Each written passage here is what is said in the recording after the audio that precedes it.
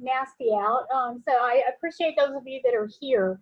So what we're going to do tonight is we're going to talk about the finishing up the course. So case study number 3 and your final exam. And then I do have a presentation we'll walk through as well this evening. But before we do that, what questions do you guys have for me?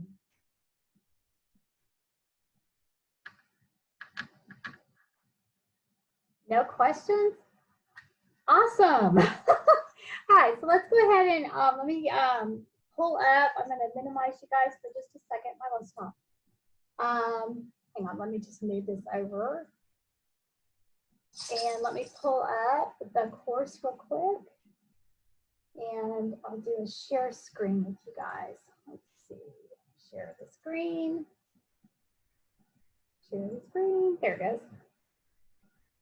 Okay, so here we go. Okay, so hopefully you're able to see this is module 6, week 6, which is obviously the week that we're in. So by now you should have finished both case study number 1 and number 2, as well as your other assignments. So the last thing you'll need to do is to finish out the final exam, which I've posted for you in week 6, but it's not actually due until Saturday, December the 12th by 11:30 p.m. Central Standard Time. So normally your assignments are due on Sunday, so just make sure you remember that this, during the last week of class only, it's actually due on Saturday. And if you don't get it in by 11:30, you'll be shut out of the system. So that's why that time becomes really important. So let's look for just a second at the final exam. So I'm not going to read all that to you. Just remember that my screens always look different than yours because obviously as the instructor. So what you're going to be doing in the final exam is you are actually completing your urban school implementation and action plan, okay? So you're going to go through and fill out each one of these pieces. Several of you have had questions about should you be using your case study 1 and case study number 2 information? Absolutely. So some of this is literally just going back to that case study 1 and case study number 2 and copying and pasting it into this template. So there are a few new pieces, but I think they're pretty self-explanatory. You know, unless you guys have questions. But let's kind of walk through it real quickly. So obviously your plan overview. So who is, you know, doing this plan? Who are going to be the people? Give me titles, not names, please. Who are going to be helping you in terms of from a leadership perspective? Who is your support staff, etc. What is your objective? So remember we talked a little bit about that back in when we were doing case study number 1. The current state of your school, the demographics, but your needs assessment and current data, you've already got this information, okay? Then any goals that you created in your other case studies, you know, they would go right here. Your call to action. So, you know, what actions are you going to take? We talked about a pull-through offer and all of that. Then you're going to go in and talk about the development, mentoring. So that's a new component, but mentoring has to do with how are you just going to support and develop your people. So how would you support teachers? How would you help and mentor? Who would you get to help and mentor maybe your support staff? You know, your students. It could be any groups that you want. And the rule of thumb on each one of these sections is 3 bullet points. Okay, I'm not wanting you to write a dissertation. This should not come back to me as a 25-page document. And you know, you do not have to use paragraphs or anything like that. Bullet points or numbered points is probably the best way to go and would make the most sense for a plan like this. So like I said, pretty simple. Just, you know, give me 3 groups that you feel like would benefit from mentoring. How are you going to mentor? Tell me the group, how you're going to mentor them, and who's going to do the mentoring. Okay. And then relationships. So how do you ensure that there's positive interrelationships between students and teachers, teachers and campus leaders and parents, community and business partners? Again, 3 bullet points. You don't have to hit all those groups. But for example, you know, maybe I might want to bring in the program Discipline with Love and Logic. And that's what I'm going to use to help forge better interpersonal relationships between students and teachers. Okay. Another example could be I'm going to walk my leadership team through, we're going to do a book study on Stephen Covey's 7 Habits of Highly Effective People. And by doing that and using the 7 principles that Stephen Covey illustrates and describes, that's going to help us to form better relationships. I may want to do a leadership retreat with my parent leaders. So, you know, we spend a Saturday doing some team building activities or things like that. So it's pretty wide open, basically. Okay, leadership. So a lot of times people forget when they are walking through and doing plans like this, especially in implementation, they forget how critical it is to have an effective communication plan. So this is what leadership really gets to. So for example, how are you going to communicate, number one, the plan, the implementation of it, and how it actually is going? So it may be that you decide that one of your communication tools you're going to use is a weekly newsletter. And in that weekly newsletter, you're going to share information on where you are in the implementation process every week. A second way might be that you're going to publish or post in, I don't know, the team room data results from benchmarking. Another way might be that you're going to do a weekly blog. You may do a podcast. I mean, there's a million different ways. But the point is 3 different ways that you're going to communicate either how the plan is going, being implemented, and how you're progressing with it. So like I said, that can include a myriad of things, but I want you to give me at least 3 different ways that you're going to communicate. Tell me who, first of all. I'm going to communicate to my teachers using a weekly newsletter. And in this weekly newsletter, I'm going to include critical information on where we are in the implementation process, our successes, and then one thing that we need to work on. Okay, so that would be considered a complete response for one of the 3 bullet points. Okay, we've talked about professional development, and you guys have already done that piece. Now, when we talk about planning, this is just taking kind of those ideas that you did in case study number 1 and number 2 and putting them into a workable plan. Now, there are only 3 lines here. One of them is taken up actually by the example, but you can delete out the example for a reason. So if you were actually going to fully implement this, this would be much longer. But I want you to pick 3 things that you think are the most critical from case study number 1 and case study number 2, and you're going to put them on here. And this is a pretty simple activity. So for example, one of the things I know I need to do is I need to plan our professional development, okay, for the upcoming year. And so who's going to be responsible for that? Well, you know, as a principal, that's usually the principal's responsibility. They may get feedback from others, but ultimately it's up to them. And when do I need to do that? Well, obviously, if I'm going to kick the year off the correct way, and, you know, we're going to do this, we have to have this planned in July. So when teachers come back in August, we are ready to roll with our professional development, okay? The next one might be that you're going to, what else might you want me to do? That you're going to organize your parent leadership group. And so who's going to be responsible for that? Well, that could be the principal, the assistant principal, it could be a teacher leader, it could be anybody.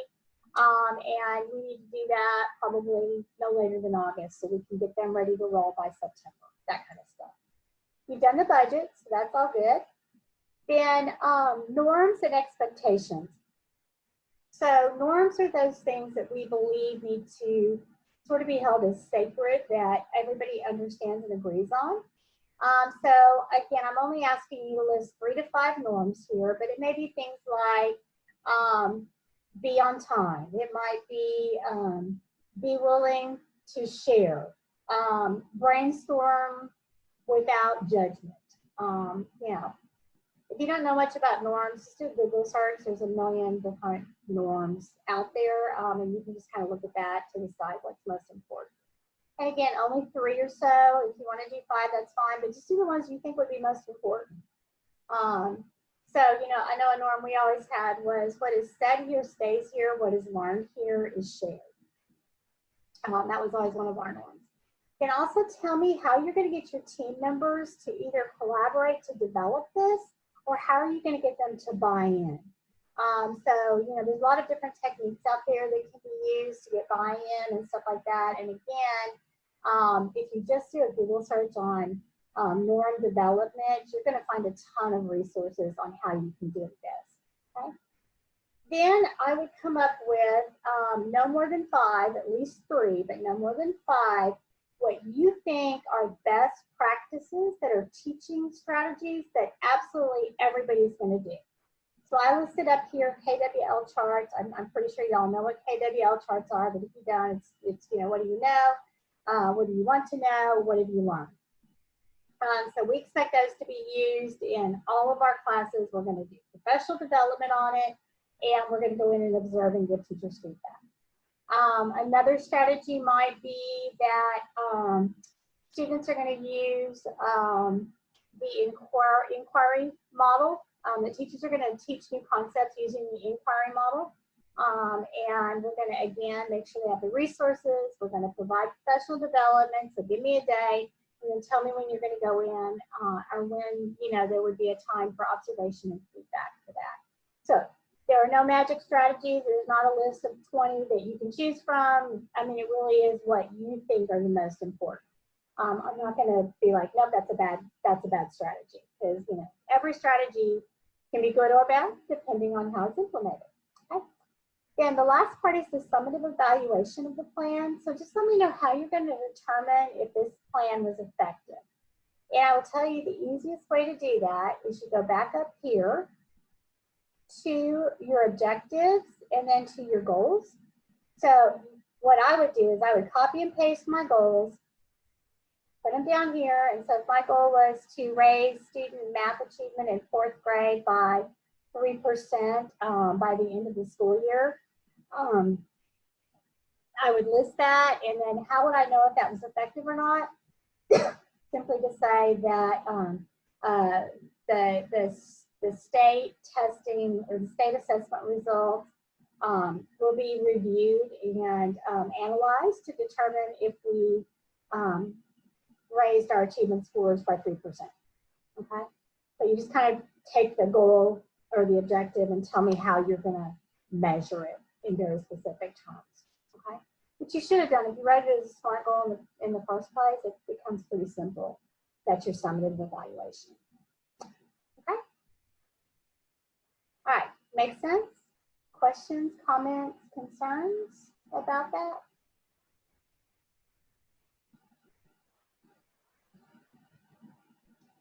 And then somebody wanted to know which week was case study number 2 in. Let me put it back up for you guys. Hang on 1 second. Let me go back over here. Sorry. I'll take 1 quick second. I've got to turn sharing back on.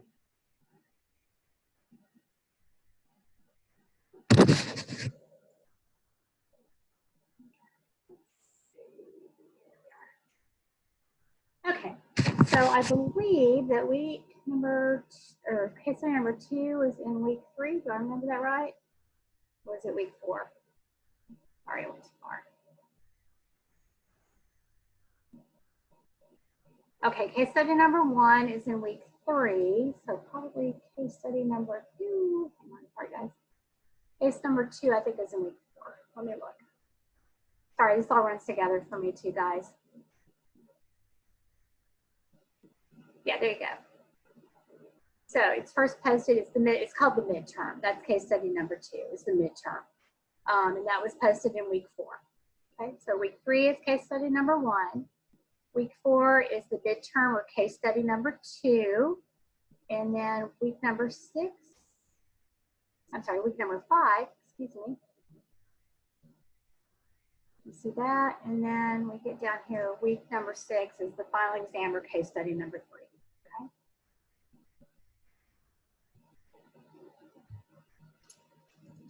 Okay. Okay. Anything else?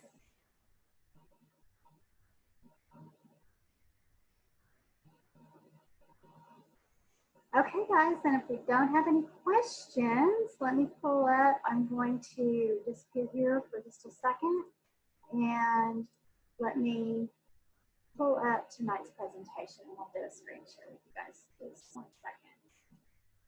I got a bunch of windows open. I got to close out.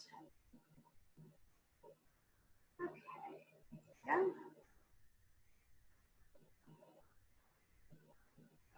Back to Zoom.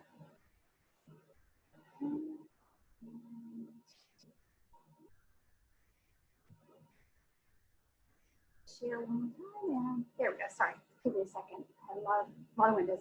Okay. All right. So let's talk about kind of where we are. So, we've spent some time, obviously, in this course talking about urban education and reforms and some of the data and information around that.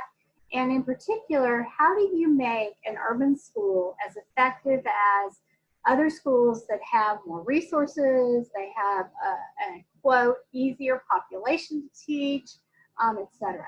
So we're going to kind of close that out tonight by talking about these elements that make urban schools successful. So you can't build a top school. I can't go in and say, okay, I've got $10 million, $15 million. I'm going to build a school, and we're going to, just by the nature and fact that we have a brand new building, we're going to be a top school in the nation. That's not how it works. The most critical and most important people that make urban schools work, it's not the principal, it's not the superintendent, it's not the parents, it's not even the students, it's the teachers. So it is imperative, if we want our urban schools to be successful, that we recruit, we retain, and we hire the most effective teachers we possibly can.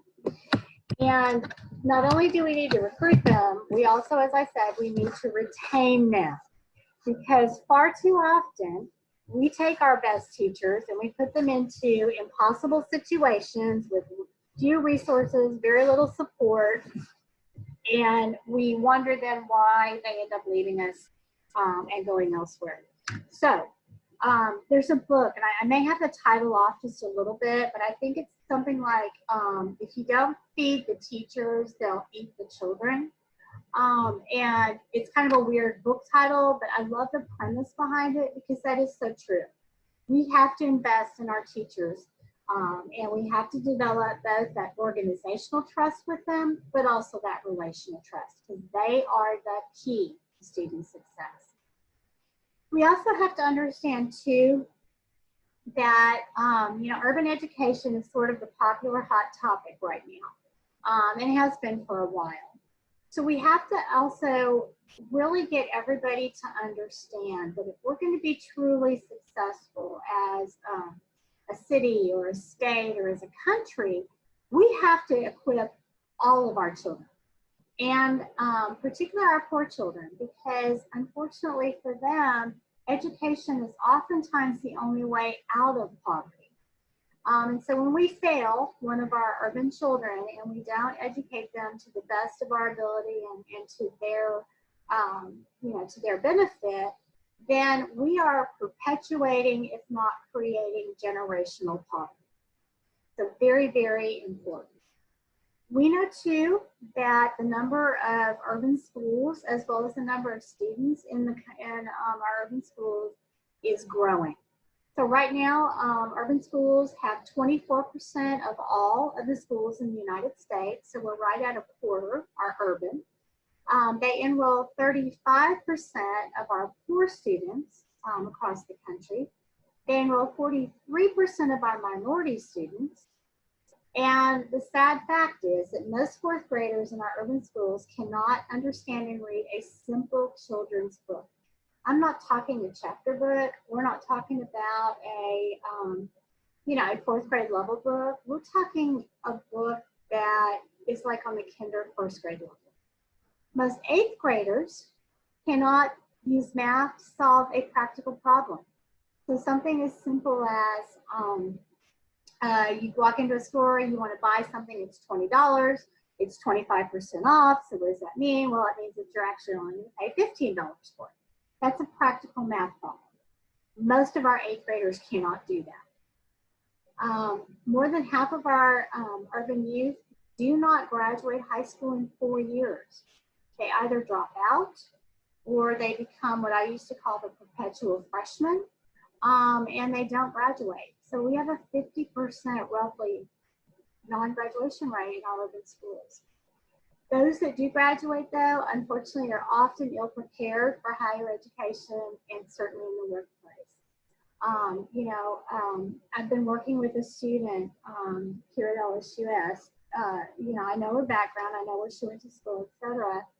And she wrote an email today to the dean, and it was full of grammatical errors and punctuation. I mean, it was poorly written, etc. And, she's going to be graduating. And I thought, my gosh, how we have failed her, not only as, in K-12, but in college, that she doesn't understand when you write to the dean of the college, you need to be doing your best professional writing.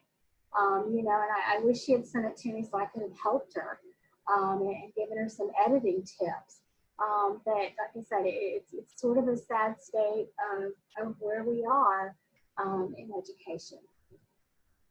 So also some more data points. I'm not going to go through all of these, but we've talked about too that it's not race or ethnicity that really is the determining factor for whether or not students are successful and whether or not the schools are. It really is poverty. If you, regardless of what ethnicity a student is, if they are from an impoverished background, they tend to do more poorly than their more affluent peers. Okay. So if you're minority and urban, and an urban student, and you come from poverty, like I said, there's so many challenges for our students. So right now, according to the most recent NAEP results, 63% of fourth grade students in our non-urban schools reach grade level reading. Okay, so fourth graders in 63% of our schools are able to read on grade level.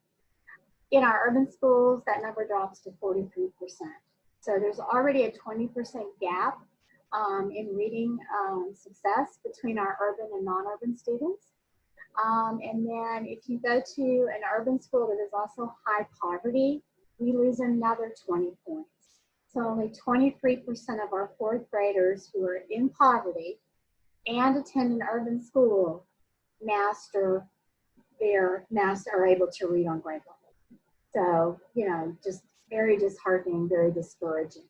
Okay. Keep going here. So we also know too that poverty is, while it's not necessarily growing right now, the spread of areas of poverty are I wouldn't say, the word's not growing, what am I looking for? They're proliferating and becoming more dense. So what we mean by that is that you may have, let's say within 20 square miles within a certain area of the city, a very large proportion of students who are living in poverty within that 20 square miles. Well, let's say, and I'm just going to pick easy numbers. Let's say there were 10 students living there back in 1990. By the time you get to 2000, there would be 20. By the time you get to 2010, there would be 30. By the time you get to 2020, there would be 40. So what's happening is, while it's not growing, areas of poverty are not growing geographically, the numbers of people and impoverished students within that designated area is growing exponentially. Okay, I hope that kind of makes sense. We also know too that when you live in poverty and our students are coming to school, they're also dealing with so many issues in the community and in their homes, and we've talked about that, whether it's poor health, housing, crime, gang activity, etc. Okay? So we are sort of the last stop, I guess, for many of our families to get out of poverty. As I said, if we don't educate our students the way we should, then we just perpetuate that generational poverty. So we are their last and their best hope for our children to get out of poverty, okay? So we also know too, and this is sad but true, that many of our urban schools are in disrepair. They need a lot of work and time and attention. The supplies are often inadequate, and I know our teacher salaries are just not as competitive as they need to be. So because of that, many of our urban schools have a lot of trouble attracting and retaining the best teachers.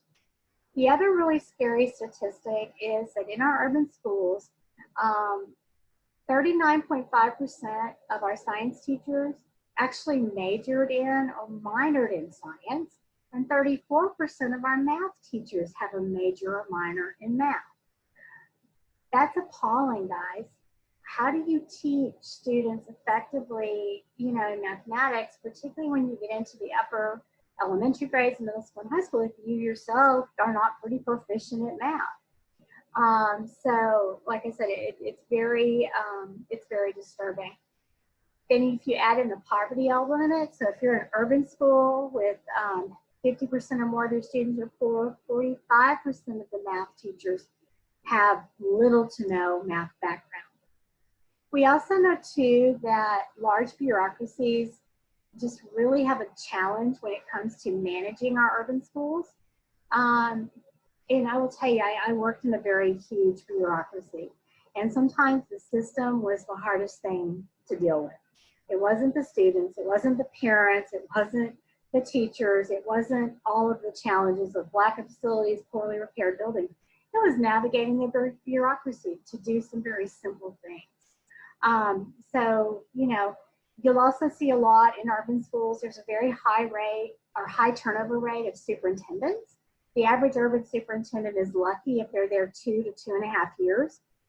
And as a result of that, there's constant turmoil within the system. So, the superintendent leaves, they hire a new superintendent, he's gonna come in with this great new initiative. And, everybody gets all, hyped up about that. And because of that, there's never enough sustainability to really have a positive impact on what matters most, which is our student achievement and our student success levels. And also too, we all know Baskin Robbins, what was their slogan a long time ago, 31 flavors. I felt like as a campus principal, every time we get a new superintendent, I'm like, okay, which flavor are they going to try this time? And we never could get continuity going. And that becomes not only a challenge, but it's very difficult for teachers and ultimately for your students. Okay. The good news is though that some people have really shaken up the status quo, and they've gone in and been pretty aggressive, and they've created plans, and they've actually stuck to it. But the problem with that is that also some other non-performing urban schools, they've done some really out-of-the-box things that have only been marginally successful, okay? So for example, in Illinois, the legislature transferred the school leadership system to the mayor.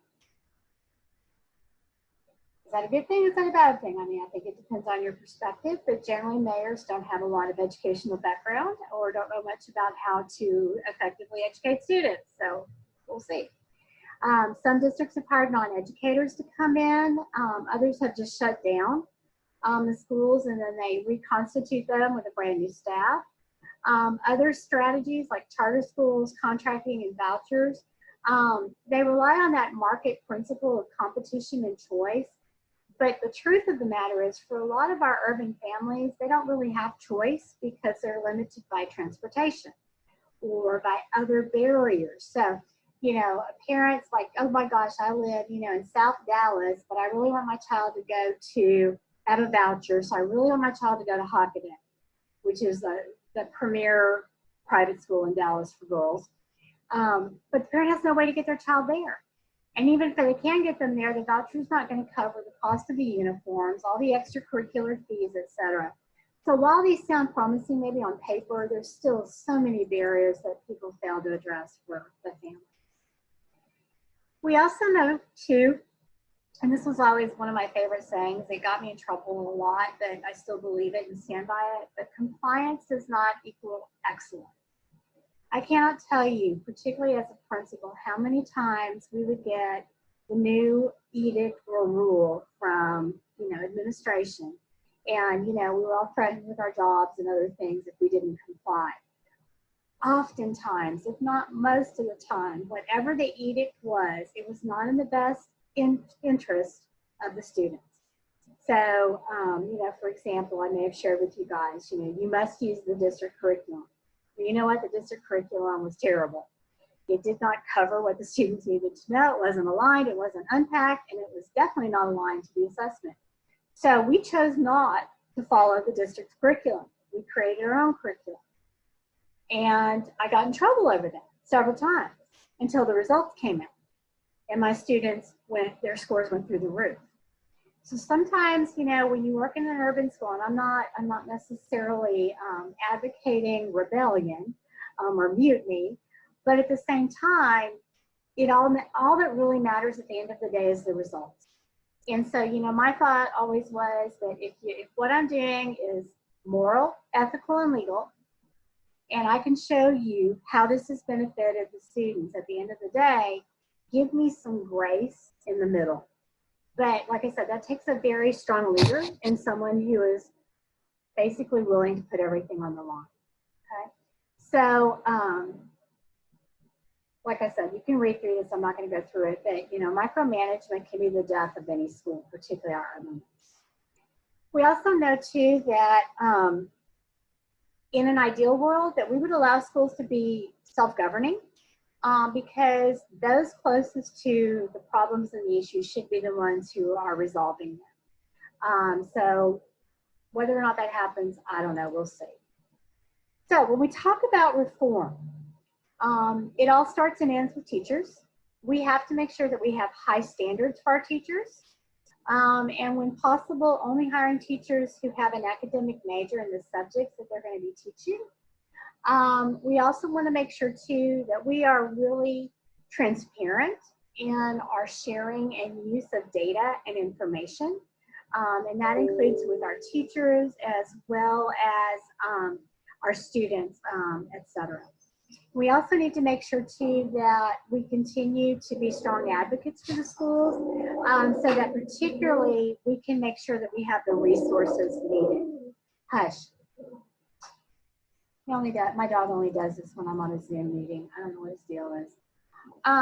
So, you know, again, I'm not going to read all this to you, but we also have to understand too, sort of the crux of where we are with reform is that we cannot just do one particular thing. There is no magic bullet. There is no magic pill or, you know, secret sauce. But if you just do this one thing, we're going to make urban education better, or we're going to make urban education at, you know, Smith's Elementary School better. We have to understand that it's a coordinated effort that requires the alignment of multiple elements and pieces that are necessary for this. So it's not just the physical building. It's also the curriculum. It's the instruction. It's the assessment. It's the teachers. It's the professional development. It's the alignment of standards, etc. But, you know, basically, you know, it's the list of 5 to 10 strategies that if you can pull those together, it really will make a huge difference.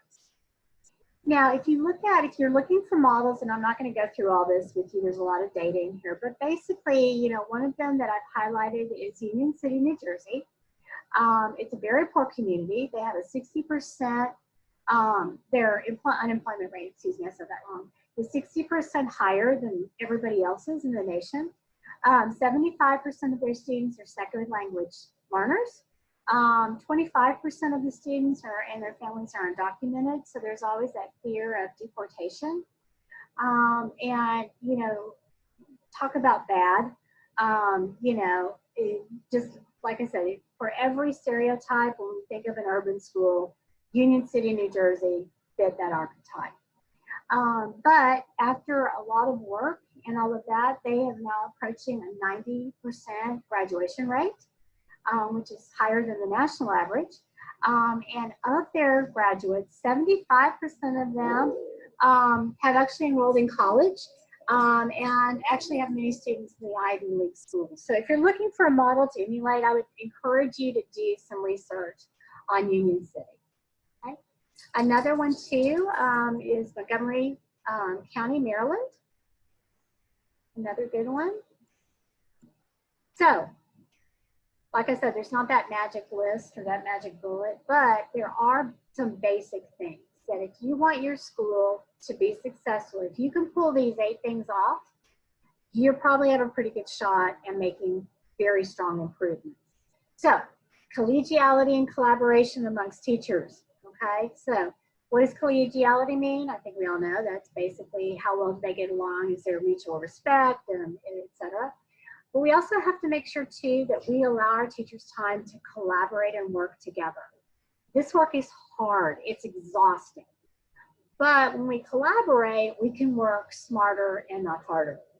Also, whenever possible too, if you can hire teachers who are from the neighborhood, that makes a huge difference because they come in with street cred, as my students used to say. They understand what the students are going through. We want teachers who learn and keep learning from each other. We also want to make sure too that we're giving them tons of support. We must give them time for collaboration during the school day when possible, and we must model that good practice. So it's that whole idea of we're going to have that growth mindset and we're continually going to work on the work, basically. We also know too that instruction must be adjusted frequently, oftentimes within the same day, the same lesson. There has to be a culture of love and caring. There also has to be that relationship between the principal, the campus leaders, the teachers, etc. That it's not us versus them, that we all work together because we're all trying to move the same direction. And there has to be, as I've said earlier, that organizational and relational trust. And I don't know if any of you are Teach for America people, you know, I have nothing against the program. I've had some fabulous teachers come from Teachers for America. But with that being said, as a whole, Teach for America recruits have not shown over time to be highly successful in our urban schools because they come in with a certain mindset that doesn't necessarily blend well with what's happening with students. So if you want to know more about that, we can talk offline. Okay. And their students have had mixed results at best. We also need to understand too that we have to make sure that people feel a sense of loyalty and they're willing to stay within the school. And that anything that we create as teachers is basically considered an open source resource. Okay? So we know that if we can pull off those sort of very basic sorts of things within the school, so it really boils down to, if I had to put them into categories, number one, it's culture. The culture of the school. And if you don't know what culture is, I'll give you a quick definition. So the culture is what we believe about the school and how we go about doing it, okay? You have to have a positive climate. So the climate of the school is how we feel about things. So when you walk into school, you know, if you've never done this, you know, I would encourage you, if you have the opportunity, walk into like 3 different schools and you will know the climate of that school, I promise you, within 5 minutes. It's either welcoming and you feel good being there, or it's oppressive and you feel unwelcome, or it could even be that there's just like no climate in the sense of it just appears to be sort of dull, okay? So you have culture, you have climate, you have to have a strong curriculum, you have to have the best possible instruction, you have to know and understand assessment and make sure that your curriculum and your teaching is aligned to that assessment. You have to have strong leadership across the campus. So that includes campus administrators, teachers, students, parents, community members, and business stakeholders. And then finally, you have to have this unwavering commitment to, we're going to be the best of the best, regardless. And if you can manage to make those things happen, and you use your data effectively to guide your decision making, you can create that urban school. You can be the one that other people come to for ideas. Okay? So remember, understand what you can and should change, model what you expect, learn as much as you can. So read. I used to have a boss whose favorite saying was, if you're not reading, you're not leading. So seek out those resources. Be there, be real, be truthful, be who you really are. Have that sense of transparency. Remember the 90-10 communication rule. That rule is pretty simple. Listen 90% of the time and only talk 10%. Remember, there never really is one size fits all. Seek that autonomy whenever possible so you can make your own decisions. Value and ask for feedback from everybody in your group and your organization. And then really, rigor, relevance, relationships, the 3 R's have to be present. But if I had to pick one, that if you want an urban school to be successful, you absolutely must build relationships across every group of people, across, like I said, there must be positive relationships between students and teachers, between students and students, parents and teachers, principal and teachers, principal and parents, et cetera. And if you can do that, that's going to create a sense of trust, and people are going to be much more willing to get in there and do the hard work with you. Okay? All right.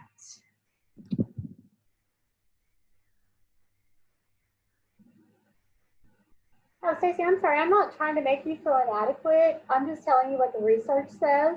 And don't get me wrong. I've had some amazing teachers who, did not major in whatever subject they're teaching, and they do a great job. I'm just telling you nationally what the statistics are.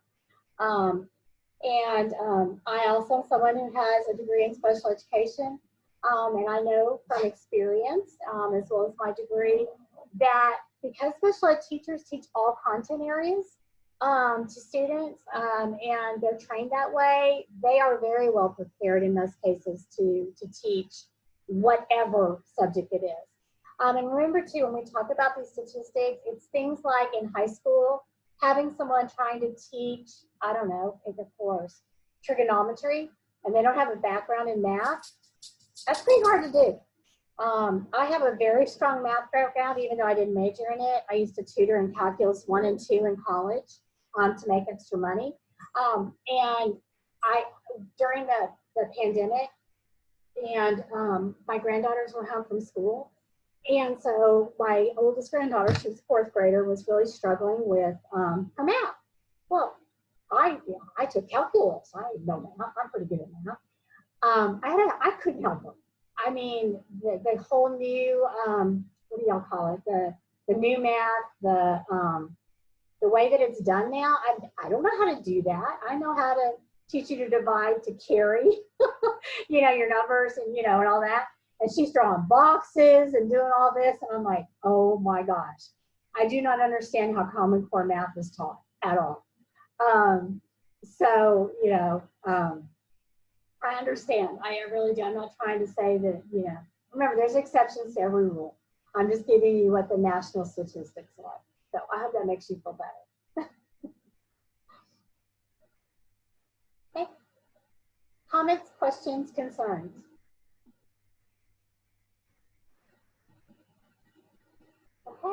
are just like being really easy on me tonight. Charles, I see you waving. Do you have something you want to say, or are you just waving at me? Oh, oh my gosh, you'll have to look at Charles's picture. Oh my gosh, his precious new baby. Oh my gosh, that just made my night. Absolutely precious. I'm gonna come over to your house and just hold your baby all the time. Congratulations, that's so exciting. And thank you for showing us. What a great way to end the class. So guys, this will obviously be the last time that we're all together. So I just want to tell you thank you and let you know how much I really enjoy getting to work with you guys. And for those of you I've had before, I love that, you know, you were in my class again. Yeah, just thank you for all your work and your time and your attention. You guys are really awesome. You know, people often talk about the fact that we have teacher shortages and that, you know, that if all the principals that could retire right now decided to retire or will retire in the next 5 years, we're going to have a massive shortage of campus leaders. But, you know, I feel so encouraged every time I teach a class about what's happening in our schools because of people like you. And particularly right now, life is insane and crazy. And like I said, I've never been in your situation because, you know, this is all new to all of us. But hats off to you guys. You're not paid enough. You're not appreciated enough. You work way too many hours and you work way too hard. But if there's any silver lining to all of this, I know the future of our kids are in amazing hands because of people like you. So just from the bottom of my heart, thank you guys for what you're doing. And I feel so privileged to get to be a part of a little bit of your lives and to learn from you guys. So if there's anything I can do for you, you know, between now and the end of class or even afterwards, you guys have my email address, you have my cell phone. Don't hesitate to let me know. And if any of you decide you want to go to Dallas to work or teach, I do still have some really good contacts between not only Dallas ISD, but in other school districts too. I have a lot of former colleagues who are, you know, pretty high up in administration now. So I'll be happy to help you do that. And yeah, Stacy, go ahead. I see you put something in chat. Why don't you unmute yourself?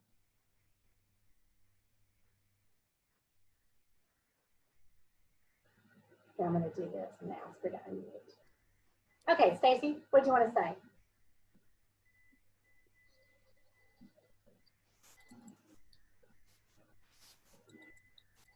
I see what you wrote in the chat, but tell us more. That's awesome. All right, I always talk about like in my reflections and stuff. I always say how I always try to build like really authentic relationships with my kids and really sincere. And I've had 2 of my 9th grade boys come to me and say, Miss Watts, can I talk to you for a few minutes? And on Monday, one stayed in through lunch and cried his heart out because he feels like he's behind and his mom is got 5 kids and is a single mom and he feels like he's a burden to her and all of these things. And then this one today, he's virtual and he asked me, Miss Watts, can I talk to you? And so I set up like a meet where it was just he and I, so he and I could talk.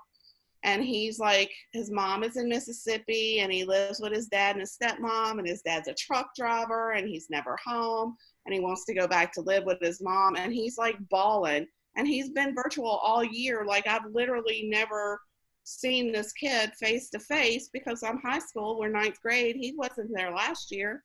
And I sent them both. And the social worker at the school, she like stands around me in the morning when I'm on duty just to overhear what the kids say to me because she knows that they all come to me with their problems because I taught 10th grade, 11th grade, and then 9th grade. So I know like all of the seniors, I know the juniors, I know all of these kids.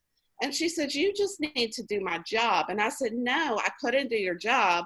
I said, because I'm that white lady, that crazy white lady, they would never come to me to talk to me if I was just that crazy white lady in that office over there.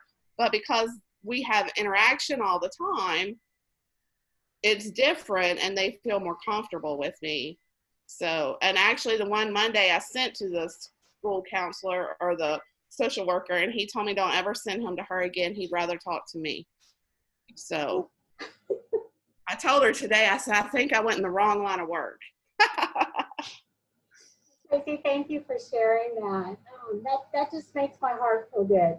And I know for all of you, you guys all have those anecdotal stories that you could share. But there is nothing, like I said, I have seen students who would, walk to the ends of the earth for certain teachers because they knew those teachers genuinely cared about them. And you just gave us the perfect example of that. And, oftentimes these were teachers who were probably the most challenging teachers in terms of their content and the standards they had for those students. I mean, they were tough, but they also were there for the kids. So relationships, relationships, relationships. Anybody else before we close it up? Well, again, thank you guys. We'll finish on out next week and everything turned in and done. And if you have any problems with getting your assignments in or whatever, just remember everything's due on Saturday, December the 12th by 11:30. And if you guys have any problems, just text me and let me know before then so that I can enter the appropriate information in the system so that you don't end up with this weird F or something like that. Okay? All right, guys. Well, I'm going to end. Thank y'all. You have a great rest of the class, and I hope you can make it all the way through till winter break. It's not too far away. Y'all have a good one. Bye.